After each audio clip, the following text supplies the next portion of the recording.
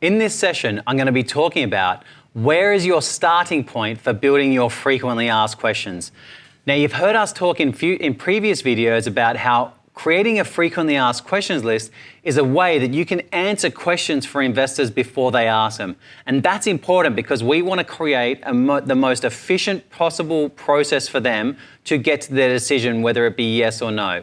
So let's go through the 3 key areas that you need to think about as far as what questions investors are likely to ask to kickstart your FAQ process. First one is your valuation, right? So it is going to be a thing that's in the back of the mind of investors. How did you come up with your valuation? Number one, right? And what are the references? What are the references that you're looking at that have helped you decide the valuation that you're going to be forward? Or what is the method that you've used to come up with your valuation, right? The reason it's important to do that is because they're already going to be thinking it. So you may as well answer that question for them straight off the bat. So that's the first one, valuation. The second one is business model.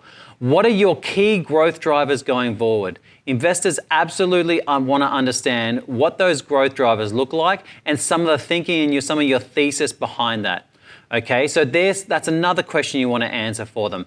And then the last one, now some investors don't like to talk about this, but as a founder, you typically do have this in the back of your mind, is that what are the likely exit scenarios? Now, if you're in seed stage, this may be a little bit complicated for you to really come up with, but I said, always that old saying, begin with the end in mind. What is the likely path for an investor to get their potential return? Or the other one that you should really be thinking about is, as I said, when we talked about the investor psychology, they're trying to understand how they can achieve a 5x, 10x return in your business. So the other one to this is, if you're not going to be putting down exit scenarios because you're too early, then you need to be thinking about what does your business look like to achieve 5x to 10x growth over the next 2 to 3 years that you are able to communicate to an investor, right? These are important things because then that way they don't have to be thinking it for themselves.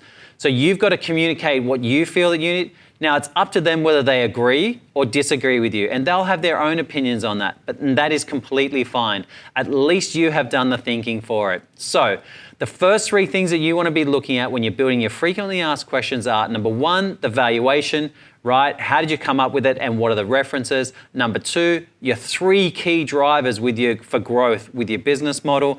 Number 3, the likely path for an investor to get a return on their investment, or the likely path of what does it look like when you're growing to 5 to 10x.